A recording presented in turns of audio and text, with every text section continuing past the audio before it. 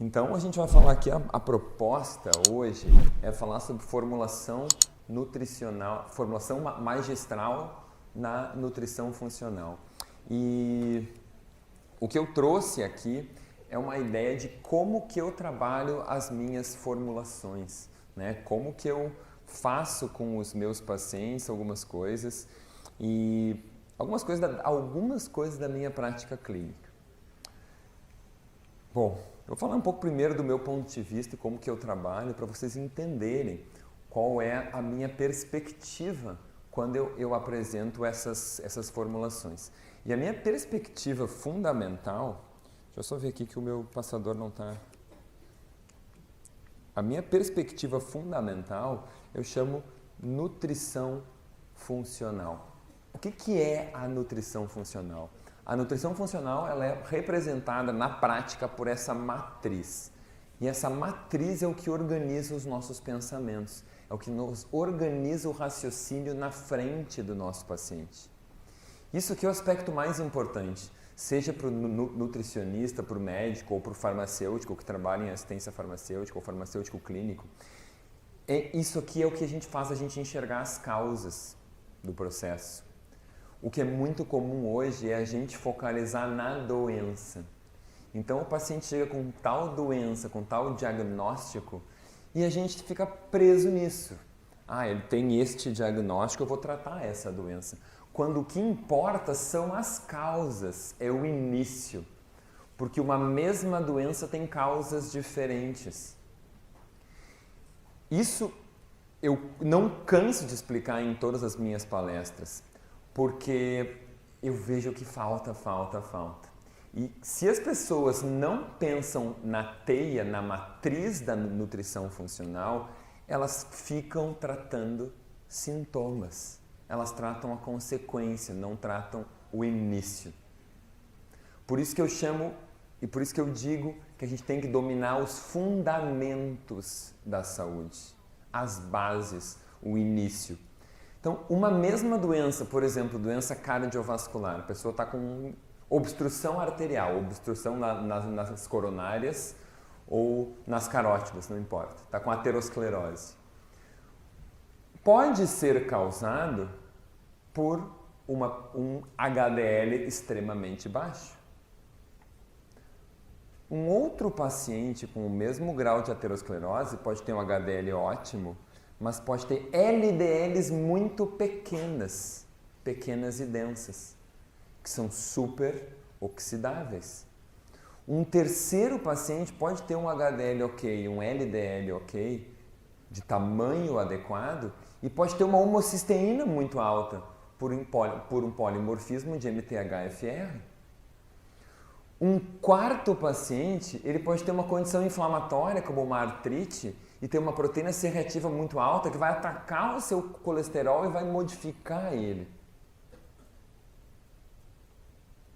E aí, mesmo com HDL ok, LDL ok e homocisteína ok, ele vai ter aterosclerose.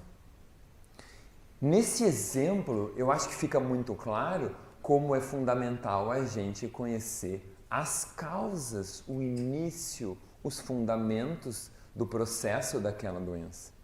Porque senão eu vou achar que para todo paciente com aterosclerose a solução é dar estatina. Vocês estão entendendo? Então, se eu não domino os fundamentos, isso vale para qualquer doença, eu vou ficar sempre tratando o final do processo. Ou achando que eu estou tratando e nem consigo tratar. Então, tem que ter o domínio da base. E a base, os fundamentos, é a gente entender como é que está o processo de assimilação, por exemplo, que é a parte gastrointestinal, que é a parte respiratória. Como é que eu estou assimilando? Eu respiro bem, eu absorvo bem, ou seja, intestino, respiração. E aqui tem a questão de disbiose, hiperpermeabilidade, hipocloridria, que é extremamente frequente. E tem muita gente querendo tratar disbiose e dando probiótico e glutamina para o seu paciente. mas não tratou a hipocloridria antes. E aí esse paciente tem um super crescimento bacteriano violento e começa a fermentar e ter gases com aquele probiótico e passa mal. Eu tenho certeza que muitos de vocês já tiveram casos assim. Não tiveram? Porque aquele paciente tinha um super crescimento bacteriano, tu colocou o probiótico e aumentou mais ainda a carga microbiana. E aí o que aconteceu? Ele começou a fermentar ainda mais. E ele ligou, doutora, eu não aguento, isso aqui está me fazendo, vou explodir. Eu varei uma bomba com esse suplemento. Ok?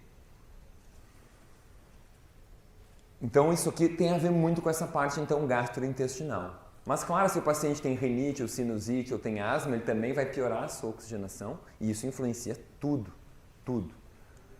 Porque obviamente faltando oxigênio, né, nada acontece direito. Defesa e reparo. Quando eu falo defesa e reparo, eu estou falando a parte imunológica. Eu estou falando, será que esse meu paciente está inflamado? Será que esse meu paciente tem alguma autoimunidade? Será que ele tem alguma alergia ou hipersensibilidade? Isso, defesa e reparo. Quando eu falo em energia, eu estou falando em mitocôndria. Como é que está a função energética mitocondrial do meu paciente? Quando eu falo em biotransformação e eliminação, eu penso em poluentes, eu penso em acúmulo tóxico. Então eu tenho que saber avaliar como que meu paciente detoxifica. Então eu tenho que fazer aquelas perguntinhas. Tu se sente mal com algum odor forte? Com cheiro de posto de gasolina? Quando tu entra numa loja de tintas ou numa loja de tecidos? Ou cheiro de produtos de limpeza? Isso te faz mal? Te dá dor de cabeça? Te dá náusea? Ou quando toma aquele tipo de medicamentos para dormir, para insônia, ou antidepressivo ou ansiolítico, tu tem que tomar uma dose muito menor do que o médico prescreve. Ah, eu tenho que tomar 1/3 da dose, senão eu durmo 2 dias inteiros com aquele troço. Ou quando tu toma paracetamol, tu sente sono. Por que essas perguntas? Essas perguntas estão me identificando que meu paciente tem detoxificação lenta. Ele tem uma fase 1 diminuída. Então ele não processa bem as toxinas. E aí ele não acumula só esses medicamentos. Quando ele comer um alimento com agrotóxicos, ele também não, como todo mundo come o tempo todo, ele não vai conseguir eliminar bem esses agrotóxicos. Ou quando ele comer plastificantes, ele vai acumular mais plastificantes. Ou aqueles resíduos de maquiagens que essa mulher aplica na pele vão estar mais acumulados no corpo dela. Vocês estão entendendo onde eu quero chegar? Ou seja, se eu não tratar essa causa, se eu não entender esse aspecto, eu não vou conseguir montar uma formulação adequada para ele. Eu não vou conseguir montar uma alimentação adequada para ele. Sem falar na parte genética aqui, que tem vários polimorfismos muito importantes e muito impactantes, né? E já tem o contrário, tem um outro exemplo clínico clássico aqui, que a gente pode usar, que é com o café. Vou fazer uma pergunta para vocês então. Quem aqui que se toma café do fim da tarde já em diante, perde o sono ou fica com o sono pior, mais superficial à noite? Levanta a mão, por favor. 1, 2, 3, 4, 5, 6. Ok, ótimo, umas 10 pessoas. Quem aqui, se toma café, não perde o sono? Pode tomar o café antes de dormir que tá ok. Ok, ótimo. Então, só 90%. O que vocês estão vendo? Nós temos 2 e tem os outros que são intermediários. Vocês viram? Vários não levantaram a mão, são os intermediários. Então, a gente tem 3 versões desse gene na população. A gente tem os detoxificadores lentos, os rápidos e os normais. Quem tem a detoxificação lenta da cafeína, citocromo 1A2, vai acumular alguns tipos de poluentes. Agora, quem tem a detoxificação rápida, atenção agora a todos aqueles que falaram que se acham super poderosos. Eu tomo café e não perco sono, não tem problema nenhum. Esses são os que ativam procarcinógenos em carcinógenos, com muita eficiência na sua reação de fase 1. Então, se eu pergunto isso, eu sei que esse meu paciente tem que ter um suporte à parte intermediária da detoxificação, que são os radicais livres e metabólitos reativos formados. Eu não sei se vocês enxergam isso na mente de vocês. Para mim, eu tenho tudo com imagens. Eu tenho os nutrientes de suporte à fase 1, o metabólito intermediário é formado e sofre a fase 2 e gera a molécula excretável. Então, essa reação de fase 1 sempre gera moléculas reativas e radical superóxido. É natural do citocromo P450 fazer isso. Então, se o meu paciente faz isso muito rápido, ele vai formar muito radical superóxido, vai precisar de muito suporte aqui no meio. Então, eu vou ter que olhar como é que está a glutationa dele, eu vou ter que olhar como é que está a vitamina C dele, como é que está o suporte da superóxido dismutase dele, zinco, cobre e manganês. Então, vocês aí tem a maioria aqui tá assim. E lá, quando chegar na fase... E esses mesmos pacientes que tomam café e não perdem o sono, eles vão ter que... A fase 2 vai ter que dar conta. Mas como assim, Gabriel? Sim, porque quando esses pacientes comerem um amendoim ou algum cereal ou alguma oleaginosa com aflatoxina, a aflatoxina ela é ativada nessa reação de fase 1, na sua forma carcinogênica. Ainda, as aminas heterocíclicas aromáticas e os hidrocarbonetos aromáticos policíclicos. De onde é que vem isso? Os caras estão loucos agora. Isso aí vem das carnes fritas e dos alimentos queimados.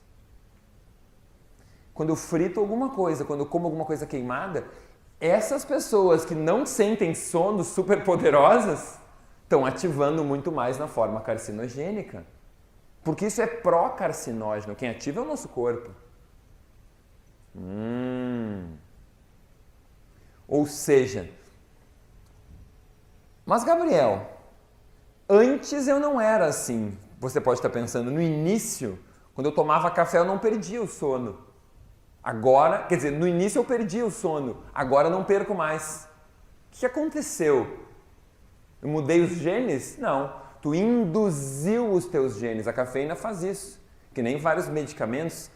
Tem muito farmacêutico aqui, carbamazepina, por exemplo, né? Clássico. O paciente começa a tomar, tem que ir aumentando a dose depois, porque né, tem uma autoindução do metabolismo. É a mesma coisa. A cafeína autoinduz o seu metabolismo. Então ela acelera a velocidade da enzima que elimina ela. Então no início tu toma, tu perde o sono, mas tu insiste um pouco, tu não perde mais. Ou seja, aquela tua dose de 5 xícaras por dia é igual a 0. É o teu 0. Para tu funcionar igual, tu vai precisar de 5. E é por isso que eu não tomo café.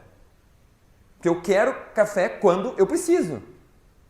E se eu tomar todo dia, eu não vou ter quando eu preciso. Quer dizer, eu vou ter que tomar muito mais. Entenderam? Então, se eu entendo um pouco da fisiologia básica, dos fundamentos, eu não perco o meu paciente. E eu entendo como é que eu tenho que tratar ele. Então, se esse paciente é um paciente com Parkinson, ou tem Parkinson na família, e eu faço essa pergunta, eu conecto os pontos. Se é um paciente com fibromialgia, eu conecto os pontos. Porque tudo isso tem a ver com detoxificação, em como eu manipulo as toxinas.